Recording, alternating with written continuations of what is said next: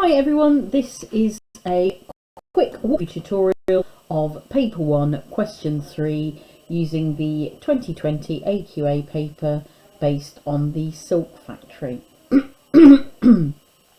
So question 3 is referred to as the structure question, and as such this question is always worded in the same way, and it tells you that you need to refer to the whole of the source.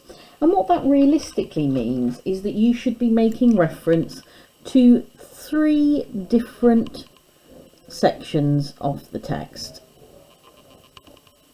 Potentially the beginning, the middle and the end, or any 3 other elements.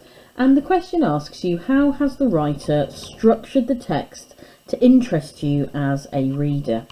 And so what this means is that you do not need to analyse language, you need only look at the structural devices that are being used by the writer. And when it asks you how it interests you as a reader, what it's asking you is what the writer does to keep you interested. Remember, writing that the writer does such and such and it makes you want to read on is not going to get you any marks, because that is of course the purpose of any text. In this extract, in this question it asks you what the writer focuses your attention on at the beginning of the source, how and why the writer changes the focus as the source develops, and any other structural features that interest you. This can work as a really successful way of planning your response. So what is your attention on at the beginning of the source, how and why the writer changes the focus, and then any other structural feature. And you can use the previous questions to really help you consider what you're being asked to focus on. So for example, we know that in question 1 the focus is Rosie, in question 2 the focus is the garden, and in question 4 the focus is the stranger child. Therefore, if you were to say at the beginning of the extract the writer focuses your attention on the character of Rosie, that would give you something to write about in terms of structure. You could then talk about how the writer shifts your attention to describe the garden, and again you could use that to explain why the writer has done that and how it interests you as a reader. And then you might write about how the stranger child is continually made reference to in the extract and why that would be structurally important. Remember, for a structure question you are still aiming to write using the what, how, why format, except this time you're looking at what are you focused on is a good way to think about this, or what structural device is being used. How is this done? So again, this is a quotation or a line reference. And then finally the why. Why is this interesting? Remember, there is absolutely no language analysis in this question, so do not fall foul of that common error. It's an 8-mark question, therefore you want to spend 10 minutes and you want to be writing 3 what, how, why paragraphs. 1 for the beginning, 1 for the middle and 1 for the end, or 1 for the beginning, 1 for a change of focus and 1 for another important structural device. So my suggestion is that once you've very quickly jotted down what the 3 question focus are to help you here, you go back and you look at the text as a whole and you just make some notes. I would suggest that you use a different colour highlighter than you have for question 1 and question 2, just so that you know you're sticking here very closely to the elements of question 3. So this is the beginning, and here our focus is very clearly Rosie, and we learn about Rosie's character. And as well as learning about the character, we learn about sort of the traumas and the stresses that she's under. We also are introduced to the stranger child, and this is a narrative hook, which is a structural device that the writer uses to hook us into the narrative, to make it interesting for us. If we read through them, we've got: the sash window had old glass that blunted the image, wavering the straightness of fence and washing line, pulling things out of shape. Sam was kneeling beside the patch of earth, and Rosie had cleared for him, making hills and valleys for his matchbox cars and trucks by digging with an old tablespoon. And Cara was toddling from bush to bush with a yellow plastic watering can. Though through the antique glass, Rosie watched them stretch and shrink as they moved, as if she were looking through ripples. She closed her eyes, glad of a moment of calm after the trauma of the last few days. Letting go of the plate she was holding, she spread her tense fingers, allowing the warmth to soothe her. When she opened her eyes, another child was there. And so this is also another example of the narrative hook, or the repetition of the stranger child. Rosie had made a quick check of the unfamiliar garden before letting the children go out and play. The bottom half of the garden was an overgrown mess, a muddle of trees and shrubs. An ancient mulberry tree stood at the centre. Its massive twisted branches dropped to the ground in places, its knuckles in the earth like a gigantic malformed hand. The wintry sun hung low in the sky, and the gnarled growth threw long twisted shadows across the undergrowth within its cage. The trunk of the tree was snarled with the tangled ivy that grew up through the broken bricks and chunks of cement choking it. The path that led toward the fence at the bottom, which marked the garden off from an orchard beyond, disappeared into a mass of nettles and brambles before it reached the padlock. So here our focus is the unfamiliar garden, and it sort of establishes a sinister atmosphere. And that sinister atmosphere is really key in helping this narrative move along. It makes it sound like this is a place where unexpected or unusual things could happen. A little girl was sitting back on her heels beside a clump of daisies that grew against the fence. She had her back to Rosie and was holding tight to the handle of a large wicker basket. She stood on the ground beside her. Cara seemed unfazed by the girl's presence and continued to move, engrossed along the row of plants. Rosie bent forward to look through the clearest of the panes and peered closer. The child was small, maybe around 8 or 9, although something in the tense hunch of her shoulders made her seem older. Her hair hung down her back in a matted, dusty-looking plait, and she was wearing dressing-up clothes, an ankle-length dress and a pinafore in washed-out greys and tans like a homemade Cinderella costume. Where on earth had she come from? She must be a neighbour's child, but how had she got in? The wooden fences that separated the gardens between each of the houses in the terrace were high, surely too high for a child to climb. The child glanced over her shoulder, back towards the house, a quick furtive movement, as if she was scanning the upper windows of a row, afraid of being overlooked. Rosie caught a glimpse of her face, pale and drawn with anxiety, before the girl turned back and reached forward to quickly tuck a piece of trailing white cloth into the basket. Almost unconsciously, Rosie registered that the girl was left-handed like herself, and that there was something animal-like in her movements, quick like the darting of a mouse or the flit of a sparrow, some small dun creature that moves fast to blend into the background. Something wasn't right here. She had distress in those eyes. Rosie turned away, dried her hands hurriedly, and slipped on her flip-flops. She would go gently, raise no challenge about her being in the garden, but say hello and try to find out what was the matter. Maybe if she pointed out her mother would be worrying where she was, she could persuade the girl to let her take her home. But when she stepped outside, the child was gone. So there are a number of structural things we might choose to talk about. Personally, I'm going to select the focus at the end here, and this use of the isolated sentence to create a bit of a cliffhanger for the reader. So if I return back to my original ideas here, I said that the beginning of the text focuses very much on Rosie, that we then have a focus on the garden, and then we have a focus on the stranger child. And for this, I want to talk about the isolated sentence and the cliffhanger. Now this text also starts and finishes with the stranger child, so I might be able to talk about how it has a cyclical structure. That means that I'm definitely covering this element of other structural devices that interest me. For Rosie, I'm going to talk about the fact that it establishes background info, and we have that narrative hook.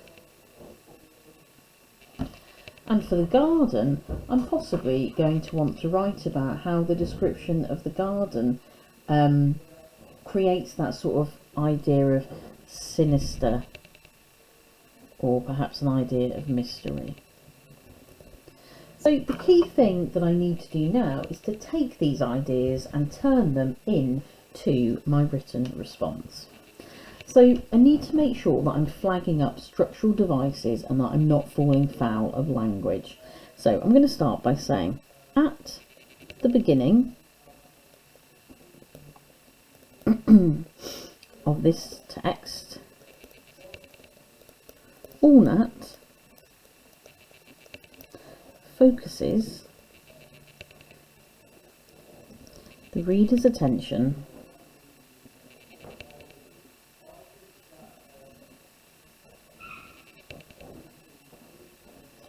on the character of Rosie.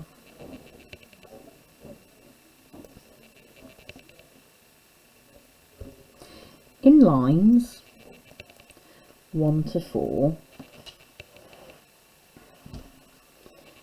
we are introduced to Rosie and important information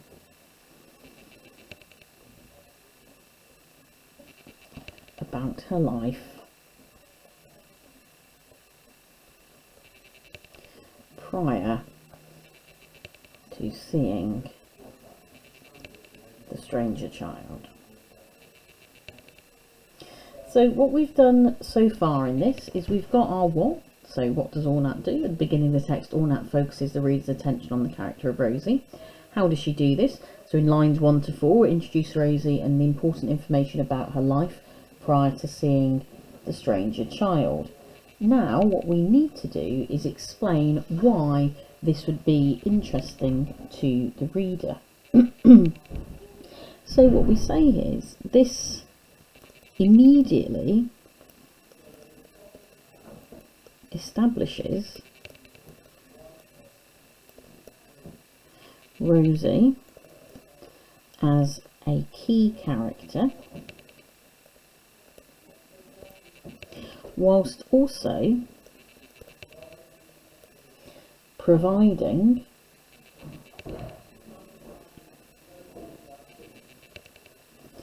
information that is central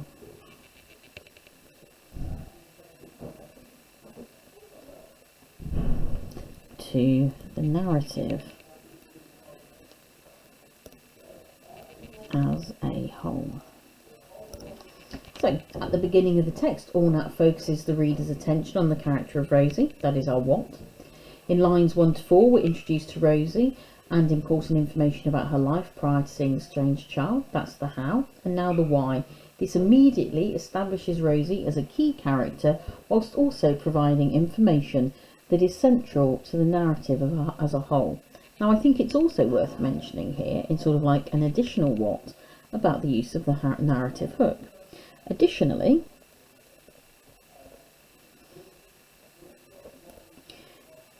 at the beginning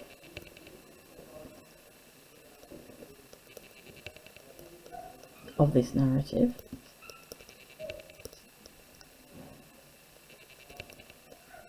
Allnut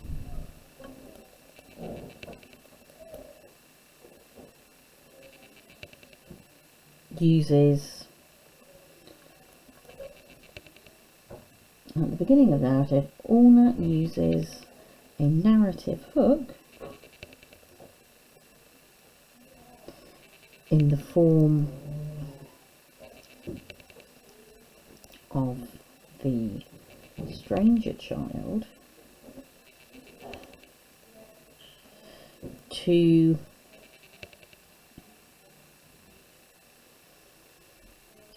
successfully establish a mysterious atmosphere for the reader.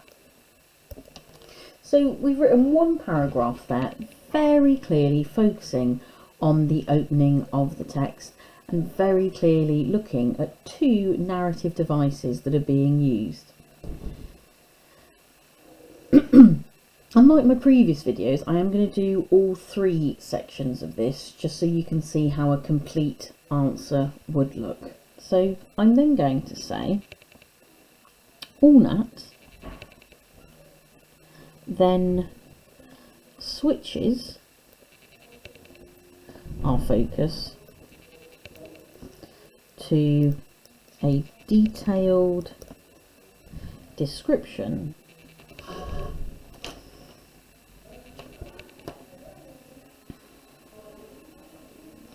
of the unfamiliar garden.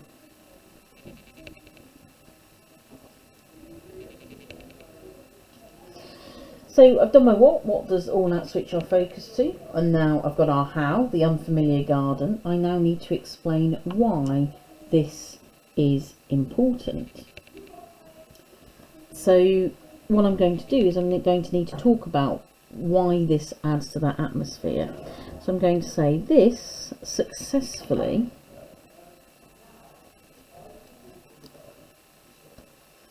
develops the previously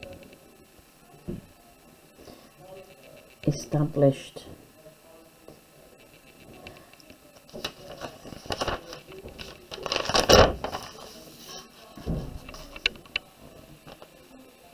atmosphere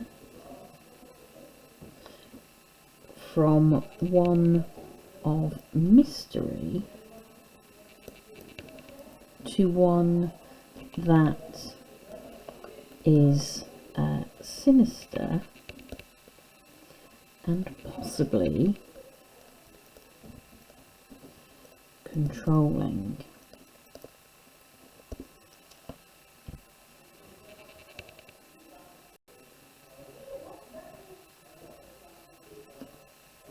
Both the use of the narrative hook and the establishment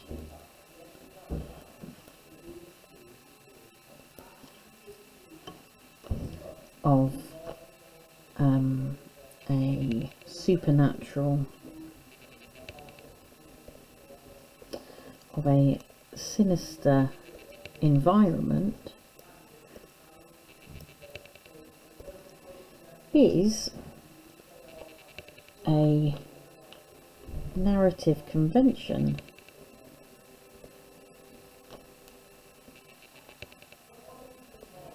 of the supernatural genre.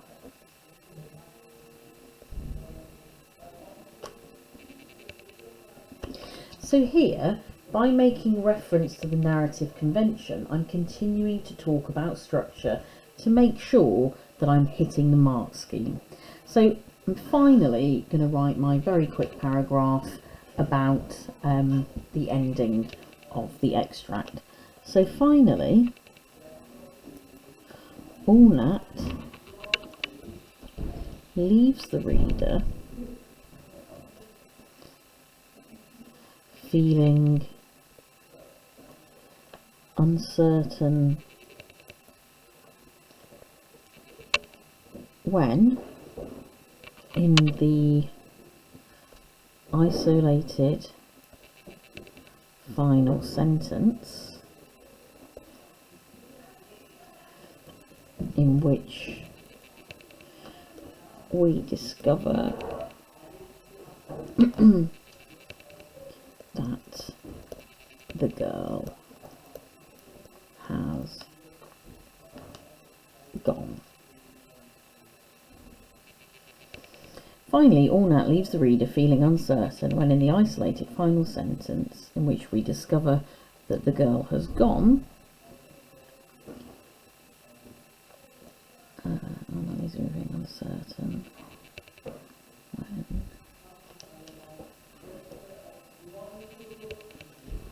Finally, Ornat leaves the reader feeling uncertain when, in the isolated final sentence, we discover that the girl has gone. This unsettling cliffhanger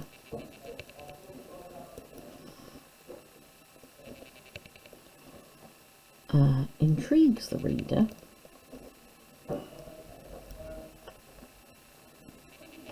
and confirms that the narrative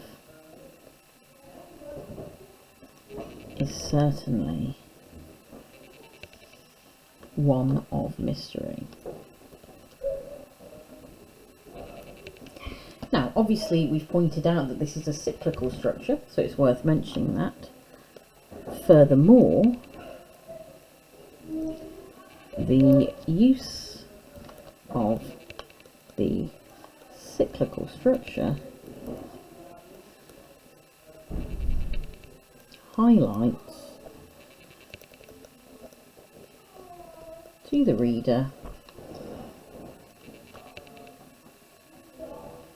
the mysterious